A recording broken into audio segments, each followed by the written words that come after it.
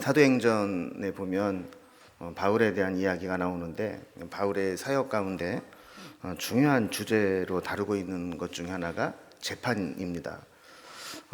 세 차례에 걸친 선교 여행이 13장에서 20장까지 총 8장에 걸쳐 기록되어 있습니다. 이 기간은 약 10년 정도 걸린 것으로 보고 있습니다. 여기에 비해서 이어지는 4차례에 걸친 재판은 21장에서 26장까지 총 6장에 걸쳐 기록되어 있습니다. 시간적으로 보면 한 2년 정도 지난 세월이죠. 시간 대비 보면 선교보다 훨씬 더 많은 내용을 차지하고 있는 것이 바로 이 재판에 대한 내용입니다. 바울이 받은 재판을 보면 23장에서는 유대인들의 사내들인 공회에 의해서 재판을 받았던 내용이 나오죠. 그러다가 이제 소요가 생기면서 벨릭스 총독에게 가게 되면서 24장에 오게 되면 이제 벨릭스 총독에게 재판을 받게 됩니다.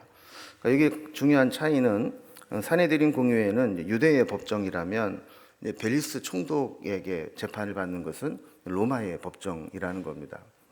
그러다가 이제 세월이 2년 정도 지나고 나서 25장과 26장에 오면 이 벨릭스 다음에 임명받은 총독 베스도가 와서 또 재판을 하게 됩니다. 그런 가운데 이제 베스도의 부임을 축하하러 온 아그리빠 왕에게 보내서 재판을 한 차례 더 받게 하죠. 그래서 총 4명에 걸쳐서 4번에 걸친 재판을 받는 것으로 되어 있습니다. 그리고 이제 27장, 28장은 바울이 가이사에게 상소하면서 이제 로마에서 재판을 받기 위해서 로마로 이송되어 가는 여정이 기록되어 있습니다. 재판이 계속될수록 바울은 어떤 자기의 무죄함을 이제 증명하기 위한 변론보다는 오히려 복음을 전하기 위해서 변론하는 내용이 나오게 됩니다. 또한 오늘 변론에서 특별히 눈에 띄는 대목은 16절에 있는 말씀과 같이 하나님과 사람 앞에 항상 양심에 거리낌이 없기를 힘쓰노라 했던 이 바울의 고백입니다. 그는 어떤 법적인 것들을 떠나서 나는 이 법정에서 증언하는 것에 있어서 하나님과 사람 앞에 나는 양심에 거리낌이 없이 내가 살아왔고 그렇게 증언하겠다라는 것들을 이제 보여주고 있는 거죠. 그래서 오늘 이제 바울과 나머지 사람들과의 모습들을 보면 사실 바울은 피고의 입장입니다. 고발을 당하는 입장이었고 죄인이 될 수도 있는 상황이었는데 오히려 양심의 거리낌 없이 아주 당당하게 소신 있게 말하는 것들을 보게 되고 반대로 또 원고인 유대인이나 또 총독이며 재판관인 벨릭스 베스도는 뭔가 자기의 이권이나 안일함을 위해서 좀 치사한 모습을 보이는 것들이 나오게 됩니다. 우리 지난 시간에 우리 벨릭스 총독에게 재판받는 과정을 시작했는데 혹시 뭐 기억을 다 못하실 것 같아가지고 잠깐만 좀 정리를 해보면 유대인의 대표인 대제사장 아나니아가 장로들 몇 명과 또 전문 변호인 더둘로를 대동하고 벨릭스 총독에게 정식으로 이 고발장을 작성해서 재판을 시작한 것을 보게 되죠. 자, 그들이 벨릭스 총독에게 고발한 내용의 가장 중요한 죄목은 선동죄입니다.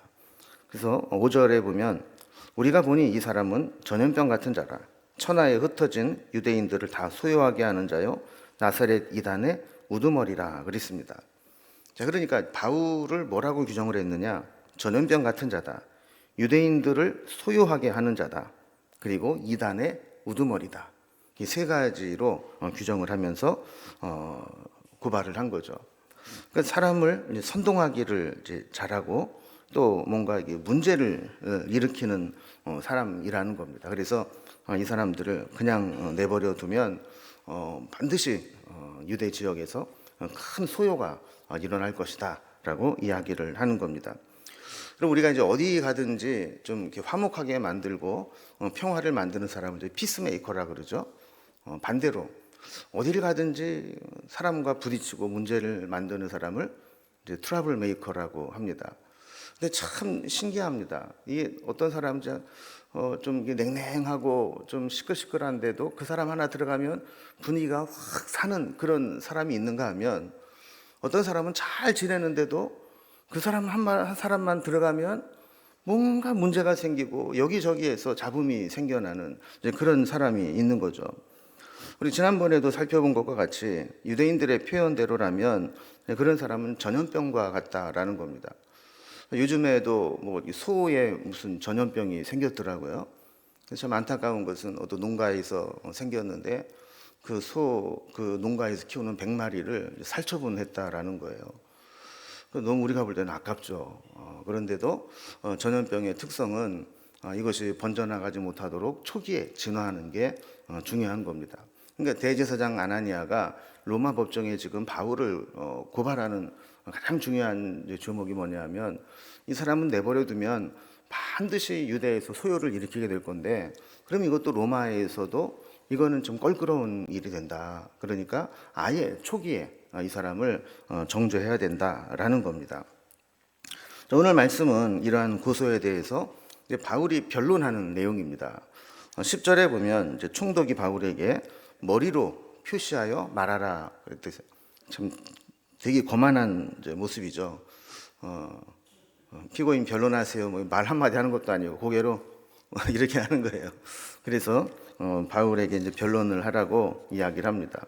바울은 이제 이런 말로 변론을 시작합니다. 10절에 보면 당신이 여러 해 전부터 이 민족의 재판장 된 것을 내가 알고 내 사건에 대하여 기꺼이 변명하나이다 그랬습니다. 바울은 이제 벨릭스가 사마리아, 예루살렘 또 가이사라 이 지역을 총괄하는 이 총독으로 있었다는 것을 알고 있다라는 말을 이제 시작합니다. 이 말은 이제 벨릭스 총독이 유대인의 어떤 종교 문제나 사회 문제에 대해서 잘 알고 있을 거라고 생각하고 있다. 그러니까 지금 이 문제의 핵심을 정확히 파악해 주시고 또 공정한 재판이 이루어지도록 해달라 하는 이야기입니다. 그럼 사실 대제사장과 장로 그룹은 유대인들에게 상당한 영향력을 끼칠 수 있는 종교 지도자들 그룹입니다. 게다가 전문 변호인인 더둘로까지 사서 재판에 필요한 요식 양식을 잘 갖추어서 고발을 했습니다. 3절에 보면 또 유대인으로서는 할 수 없는 아부성 발언까지 서슴지 않았죠. 우리가 당신을 힘입어 태평을 누리고 당신의 선견으로 이 민족이 여러 가지로 개선된 것을 크게 감사합니다. 뭐 이런 아부였습니다. 근데 사실 이 바울은 그런 아부를 할 줄을 몰라요. 그리고 뭐 전문 변호인을 살 수 있는 여건도 안 돼요. 그리고 자기를 응원해 주는 사람도 한 사람도 없어요. 오로지 혼자서 이 재판을 이제 감당해내야 되는 이제 그런 이제 상황이었죠. 그런데도 불구하고 그는 아까도 살펴본 것처럼 나는 하나님과 사람 앞에 양심의 거리낌이 없이 살아왔고 양심의 거리낌이 없이 내가 변론하겠다 하는 이야기를 하고 있는 겁니다. 여러분, 말의 힘은 목소리가 큰 것과 비례하지 않습니다. 얼마나 설명을 길고 자세하고 장황하게 하느냐에 달려있지도 않습니다. 그가 얼마나 양심에 거리낌이 없는지, 얼마나 진실을 말하고 있는지, 얼마나 확신 있게 말하고 있는지 이게 중요한 것이죠. 이제 바울이 변론한 내용들을 한번 살펴보도록 하겠습니다. 바울의 변론이 11절부터 시작되는데 먼저 첫 번째로 바울이 변론하는 내용은 좀 자기가 말하는 모든 내용은 벨릭스가 조사해 보면 다 알 수 있는 내용이다라는 이야기예요. 자, 왜냐하면 이미 유대인들이 정식으로 이 더둘로라는 변호인을 사서 고소장을 작성을 해서 제출을 했습니다. 그리고 1차 고발하는 변론을 했습니다. 그러니까 그 고소문을 잘 읽어보면 그게 얼마나 허점이 많은 고발장인지 이거를 금방 알 수 있을 거다라는 이야기입니다. 그래서 11절에 보면 당신이 아실 수 있는 바와 같이 라는 말로 시작을 하면서 바울은 지금 예루살렘에 예배하러 올라온 지가 12이틀밖에 안 됐다는 거예요. 12일밖에 안 됐는데 지금 체포당해가지고 여기까지 오게 되었다 하는 그런 이야기를 하고 있는 겁니다. 바울은 지금까지 오랜 세월 동안 거의 10년에 가까운 세월 동안 1차, 2차, 3차에 걸친 전도여행을 하면서 세계를 돌아다니면서 예루살렘에 정말 오래간만에 올라온 겁니다. 그러니까 예루살렘에는 아는 사람도 별로 없고 바울이 그렇게 오랜만에 예루살렘에 와서 뭐 사람들을 뭐 선동하고 소요를 일으킨다라는 것은 있을 수 없는 일이라는 거죠. 여러분 예를 들어서 누군가가 어느 지역에 와서 어떤 세력을 형성하고 그것을 소요를 일으키려면 사실 사람도 있어야 되고 시간도 있어야 되고 또 조직도 있어야 됩니다. 그렇지 않고서는 12일 만에 그렇게 로마에서 주의를 기울일 만한 소요를 일으킬 수 있는 것은 안 된다는 거예요. 12절에 보면 바울이 선동하기 위해서 성전에서 누구와 변론한 것이나 회당이나 시중에서 무리를 소욕한 일을 본 사람이 없다, 보지 못하였다라고 이야기를 합니다. 왜 못 봤을까요? 바울이 그렇게 한 일이 없기 때문에. 바울이 와가지고 사람들을 선동하고 소요시킨 일이 있어야 그걸 봤을 거 아니겠습니까? 그래서 13절에 보면 저들이 고발한 모든 일에 대해서 책임지고 증언할 사람도 없을 것이다. 그들이 능히 당신 앞에 내세울 사람도 없을 것이다 라고 이야기를 하는 겁니다. 그래서 19절, 20절에 보면 이제 더 구체적으로 이야기를 합니다. 그들이 만일 나를 반대할 사건이 있으면 마땅히 당신 앞에 와서 고발하였을 것이요, 그렇지 않으면 이 사람들이 내가 공회 앞에 섰을 때에 무슨 옳지 않은 것을 보았는가 말하라 하소서 그랬어요. 그러니까 바울은 자기를 고발한 사람들이 있고 또 여러 가지로 자기에게 증언한 사람들이 있다고 고발장에 썼는데, 만약에 진짜 그런 일이 있었다면 내가 예루살렘에서 재판받을 때 그런 일로 이미 정죄가 되지 않았겠느냐. 그리고 지금이라도 여기서 말하라고 하십시오. 대질신문도 나는 두렵지 않습니다. 내가 언제 그런 일을 했는지 고발하는 증인이 있으면 와서 같이 얘기해보자고 말하게 해주십시오라고 이야기를 하는 거예요. 자, 이렇게 바울은 첫 번째로 그들이 고발한 내용이 얼마나 허구가 많은 것인지 벨릭스가 조사해 보면 금방 알 수 있을 겁니다 라는 이야기를 했어요. 자, 두 번째로 바울이 변론한 내용은, 진짜 쟁점은 로마 법으로 재판할 내용이 아니라는 겁니다. 바울이 자기가 진짜 변론하고자 하는 얘기는 그런 거죠. 그거는 로마법으로 재판거리가 안 된다는 거예요. 왜냐하면 그것은 유대인들의 종교적인 문제이기 때문에 그거를 가지고 로마법으로 재판할 수 있는 게 아니라는 겁니다. 그래서 14절에 보면 그러나 이것을 당신께 고백하리이다라는 말로 자기 변호를 시작합니다. 그래서 바울이 자기를 고소한 자들이 자기를 이단이라고 한다고 그러는데, 사실은 나도 그들과 똑같은 하나님을 믿는다는 거예요. 그렇다면 내가 이단이면 똑같은 하나님 믿는 그들도, 고발한 사람들도 이단이라는 거예요.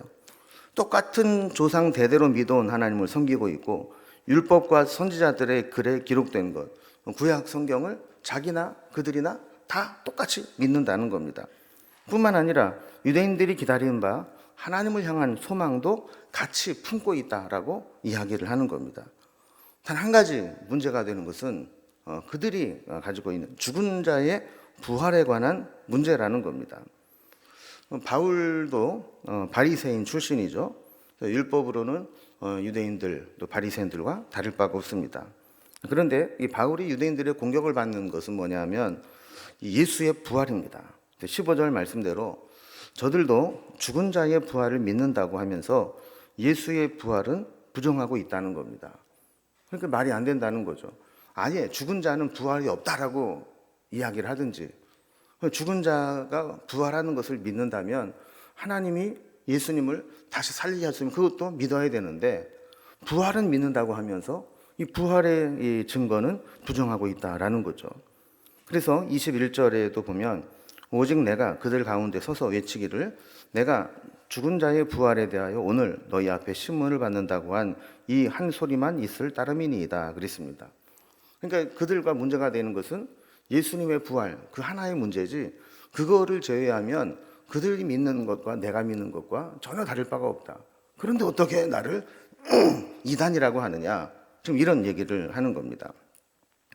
그럼 이걸 법적으로 해결하기 제일 좋은 방법은 이 부활하신 예수님을 법정의 증인으로 세워서 예수님이 어떻게 십자가에서 죽었는지 흔적을 보여주고 어떻게 살았는지를 예수님이 증언을 하면 돼요. 근데 지금 그럴 수는 없잖아요. 예수님이 이미 승천하셔서 하나님 우편에 계시기 때문에 예수님을 증인으로 채택할 수는 없습니다. 또 이 문제는 사람의 법정에 다룰 수 있는 문제가 아닙니다. 하나님께서 하신 일을 어떻게 사람의 법정에서 규정을 할 수가 있겠어요. 그러나 바울은 다메섹 도상에서 부활하신 예수님을 분명히 만났고 또 제자들도 부활하신 예수님과 40일 동안 함께 있으면서 예수 공동체가 세워진 것들이 분명한 사실이기 때문에 이것을 부정할 수가 없다라는 겁니다. 그래서 16절에 보면 바울은 이것으로 말미암아 나도 하나님과 사람 앞에 대하여 항상 양심의 거리낌이 없기를 힘쓰나이다. 내가 지금까지 전한 것들, 내가 지금까지 복음의 증인으로 살아온 것들, 나는 하나님과 사람들 앞에 양심의 거리낌이 없다라는 이야기를 하고 있는 겁니다. 여러분, 우리도 신앙생활하는데 양심의 거리낌이 없죠? 잘 믿은 것이고 믿음대로 살고 있죠? 근데 바울이 이렇게 나는 하나님과 사람 앞에 양심의 거리낌이 없다라고 말한 것은 자기의 신앙 고백처럼 들리기도 하지만 또 반대로는 바울을 고발하는 이 대제사장이나 또 교회의 이 장로들을 역으로 고발하는 내용이기도 합니다. 여러분, 다시 말하면 나는 지금 정직합니다.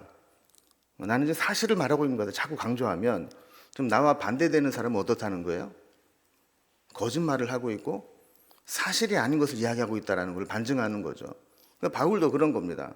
나는 하나님과 사람 앞에 양심의 거리낌 없는 변론을 하고 있는 겁니다 라고 이야기를 하는 것은 반대로 바울을 고발하는 자들이 양심에 틀린 그런 이야기를 하고 있다라는 거예요. 여러분, 사실 가야바 제사장입니다. 아나니아 제사장입니다. 하나님을 섬기는 자들입니다. 이런 자들은 뭐 직업으로도 그렇고 또 신앙적으로도 그렇고 하나님을 섬기는 것이 그들의 가장 본분입니다. 그리고 장로들 역시 하나님을 제대로 섬기는 자들이죠. 그런데 그들이 같은 하나님을 믿고 같은 율법을 따르면서도 지금 바울과 충돌하고 있습니다. 그 이유는 뭐냐면 그들은 외형적으로는 종교 지도자의 자리에 있었지만 사실은 외식하는 신앙인이었고 형식적인 신앙인이었고 율법주의에 빠져 있었고 자신들의 어떤 종교를 통해서 자기의 이권을 얻고 자기의 의를 드러내고자 하는 그런 자들이었습니다. 그래서 뭔가 자기를 종교의 힘으로 높임을 받으려고 했고 자신의 어떤 권력을 누리려고 했던 자들이었다는 거죠.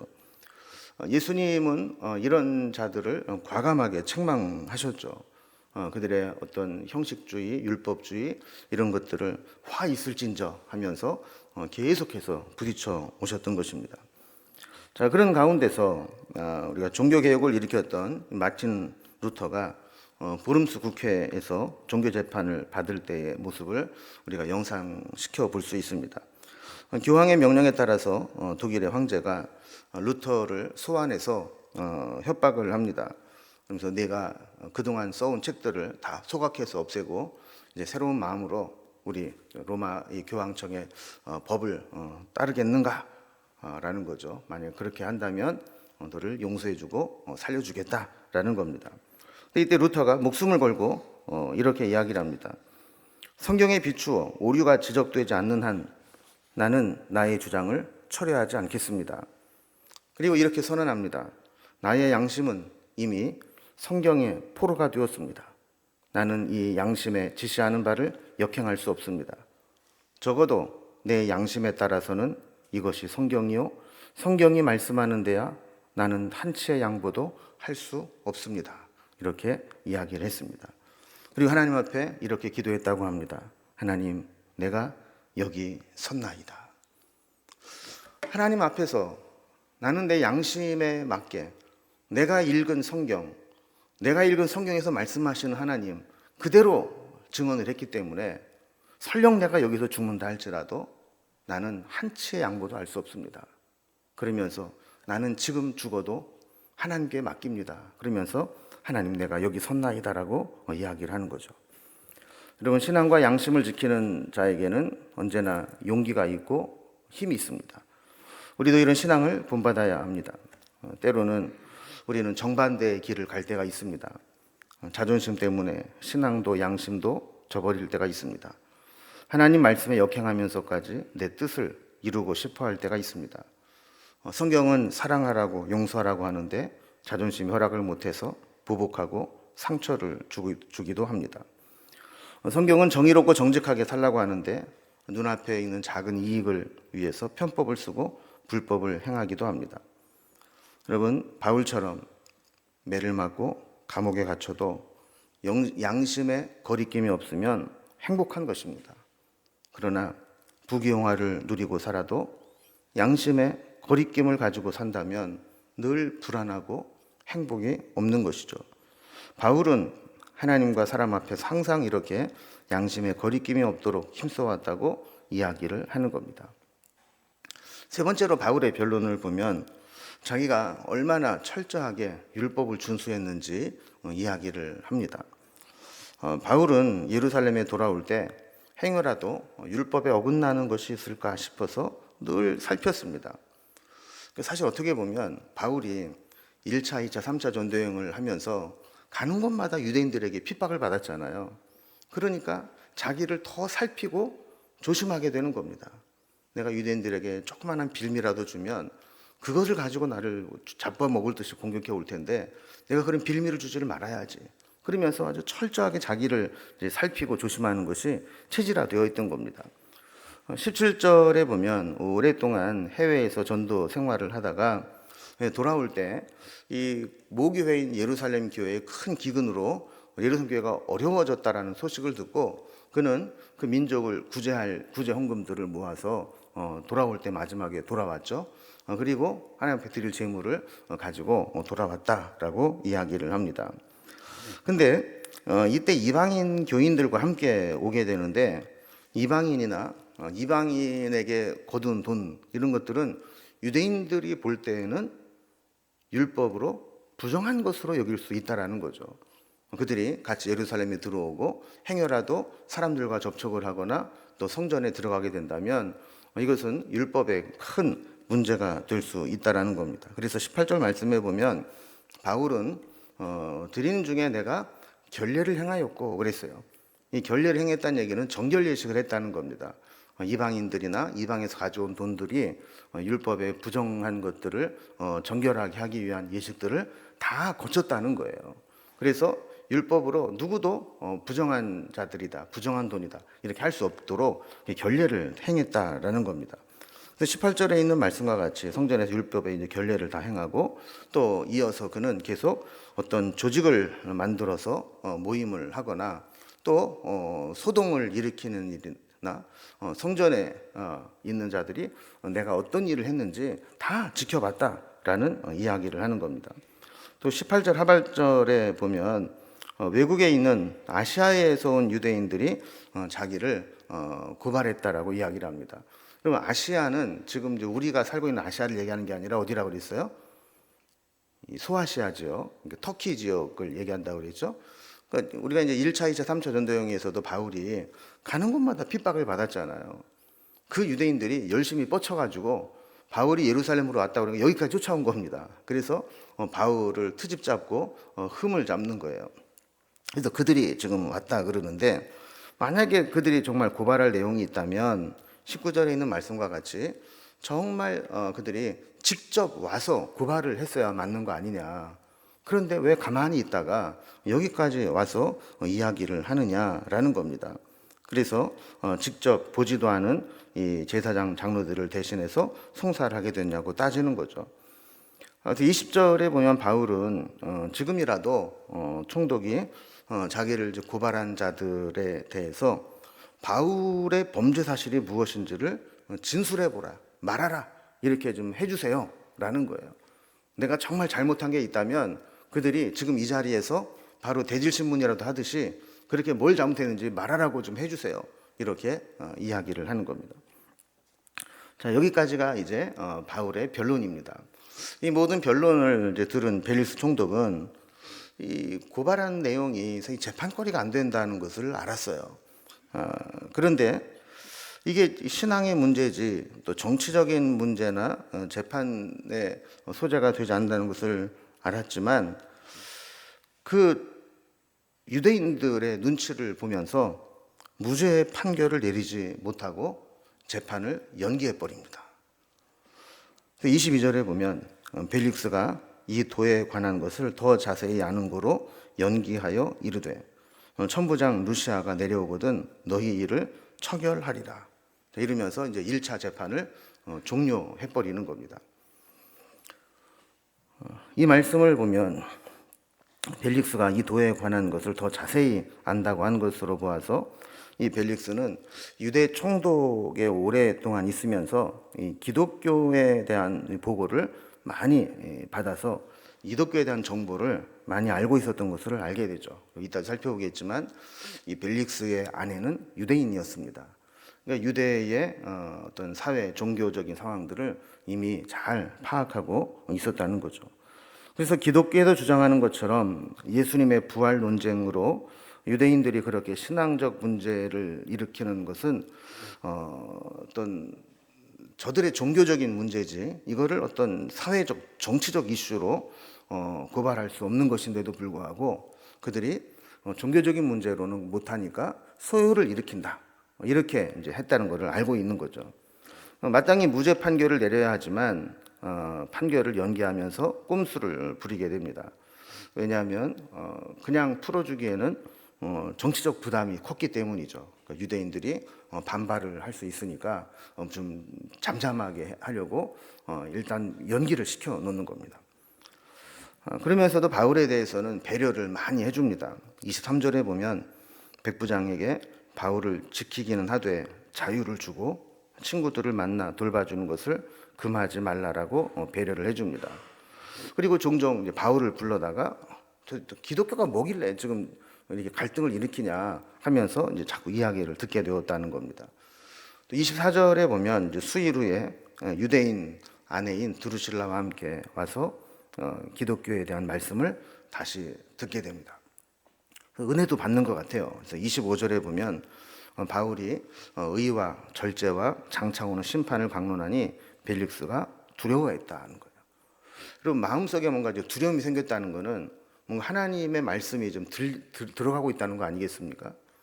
그럼 이때 제일 중요한 것은 그 두려운 마음을 예수를 믿는 것으로 딱 영접을 해야 이게 신앙이 들어가는 겁니다. 그런데 이제 벨릭스는 여기까지가 한계였어요. 마음이 흔들흔들 하는 데까지는 갔지만 예수님을 영접하지 못했어요. 그에게 정말 바울로부터 복음을 들었을 때 이렇게 살면 안 되겠구나, 나 이렇게 살면 지옥 가겠구나 이런 막 두려움이 생기고 장차 있을 세상에 대해서 얘기를 들었을 때 두려움이 생겼을 때 그럼 내가 어찌할꼬 그러면서 예수님을 딱 영접했으면 역사가 달라졌을 텐데 이 벨릭스는 그리고 나서 그 자리를 회피합니다. 그러면서 지금은 가라, 내가 틈이 있으면 너를 부르리라. 이 벨릭스는 일생일대의 가장 중요한 구원받을 수 있는 기회를 차버리고 만 것입니다. 자, 그리고 나서 정신을 차리고 나서 보니까 이제 본색이 드러나는 거예요. 그래서 26절에 보면 바울에게서 돈을 받을까 바라는 거로 더 자주 불러 같이 이야기하더라 그랬습니다. 그리고 이게 무슨 얘기입니까? 지금 바울이 아까 17절 말씀에 보면 그들이 이제 해외에서 들어올 때 뭘 가지고 왔다고 그랬어요? 구제금을 모아왔다고 그랬잖아요. 그러니까 이 바울에게 이 자금을 동원할 수 있는 능력이 있다는 것을 여기서 눈치를 챈 겁니다. 그러니까 바울을 붙잡아서 자꾸 찌르면 빨리 나가고 싶은 사람들은 어떻게 하든지 보석금을 주고라도 풀려나려고 하니까 그렇게 되지 않을까 싶어서 계속 부르는 겁니다. 불러가지고 내가 너를 풀어줄 수도 있어. 근데 뭐 그냥 풀어주기는 그렇고 뭐 그렇다고 그리고 이제 보내고 또 불러서 너 힘들지? 내가 결정권자야. 근데 여태까지 그냥 풀어준 적은 없어. 뭐 이러면서 이제 계속 돈을 좀 줄까 해서 그렇게 계속 불렀다라는 겁니다. 이렇게 하면서 자그마치 2년을 끕니다. 그러니까 누가 이긴 한번 해보자 그랬던 것 같아요. 그래서 너 외국에서 돈도 많이 끌어왔다는데 나가서 얼마든지 네 지인들을 통해서 자금을 동원할 수 있으니까 해와 그랬는데도 바울이 꼼짝도 안 하니까 2년 동안 재판을 안 하고 계속 미루고 시간만 끌었던 겁니다. 바울도 눈치가 있는데 그 상황을 파악을 못 했겠습니까? 저놈이 돈 좋아하는 놈이고 여기서 내가 돈 몇 푼 줘주면 나를 풀어주겠구나 라는 것을 알았지만 바울은 하나님의 때를 기다렸습니다. 하나님이 하시는 것을 인정하는 사람은 어떤 꼼수를 부리거나 편법을 사용하지 않습니다. 기다리면 하나님께서 하나님 방법으로 해결하실 것을 믿기 때문입니다. 그래서 27절에 보면요, 세월이 흘러서 이 보르기오 베스도라는 사람이 벨릭스의 소임을 이어받았다 그랬어요. 사실 이 재판을 하고 얼마 안 있다가 이 벨릭스는 암살을 당해서 죽고 맙니다. 그리고 나서 이제 베스도가 그 후임으로 이 자리에 이제 임명을 받아서 부임을 하게 된 겁니다. 근데 베스도도 어떤 정치적인 사람이기 때문에 유대인들의 마음을 얻고자 해서 바울을 구류해서 두었다 그랬습니다. 그러니까 이제 아까 이제 벨릭스 같은 경우는 이제 바울에게서 뭔가 좀 이렇게 좀 돈 뜯어낼 게 있을까 싶어서 잘해줬죠. 자유를 주고 친구들도 만날 수 있도록 아주 우호적으로 해줬는데 이제 베스도는 와서 아예 구류했다. 이 구류했다는 얘기는 가둬두었다라는 겁니다. 감금하다시피 가둬두었다라는 겁니다. 오늘 말씀의 상황을 보면 바울을 고발한 유대인들보다는 고소를 당한 바울이 더 절박한 상황일 수 있습니다. 왜냐하면 고발한 사람들이야 아닌 말고식으로 그냥 고소를 취하거나 기각되면 됩니다. 그러나 바울은 이 재판을 잘못하면 로마의 소요죄로 반역죄로 죽을 수도 있는 절박한 상황입니다. 근데 벨릭스가 가만히 보니까 유대인들이 여러 사람을 대동하고 전문 변호인까지 사서 바울을 고발하고 있지만 그들의 논리는 허점이 많이 있었고 또 그들의 자세를 보면 자신감이 없는 게 보였던 것 같습니다. 반대로 정작 생사가 걸린 그런 다급한 당사자인 사도 바울은 너무나 당당하고 차분하고 양심의 거리낌이 없이 자신감에 충만한 모습을 보면서 벨릭스는 바울을 정죄할 수 없었던 것이죠. 여러분 오늘 바울의 고백과 같이 우리도 하나님과 사람 앞에 양심의 거리낌이 없는 삶이 되도록 힘쓰기를 바랍니다. 여러분 우리가 사실 사람에게 보이는 게 다가 아닙니다. 사실 어떻게 보면 세상 사람들에게 들키지 않고 정죄받지 않아도 제일 먼저 1차적으로 양심이 나를 정죄합니다. 끊임없이 나에게 너 이 나쁜 놈, 너 그 잘못했지라고 고발을 하는 것이죠. 그리고 양심이 무뎌져서 화인 맞은 양심이라고 하지 않습니까? 그렇게 되면 나도 내 잘못을 인지하지 못해도 하나님이 그 잘못을 알고 계신다는 거예요. 그래서 제일 중요한 것은 이렇게 우리가 양심의 거리낌이 없이 늘 우리의 양심이 올바르게 작동될 수 있도록. 그래서 우리 제일 무서운 게 그거거든요. 여러분 아침에 알람을 설정을 해놓고 일어나는데 일어나기 싫으면 어떻게 하죠? 알람을 꺼버리죠. 알람을 꺼버리면 일어나야 될 때 더 이상 알람을 울리지 않습니다. 양심도 그렇거든요. 양심도 처음에는 우리에게 우리의 잘못을 고발하고 지적하고 양심이 울리지만 이 양심을 무시하고 그 양심의 알람을 꺼버리면 그 다음부터는 그까짓 거 내가 전에도 그러고 살았는데 이러면서 이 양심이 작동을 안 하는 거예요. 그러다 보면 이제 화인 맞은 양심이 되는 거거든요.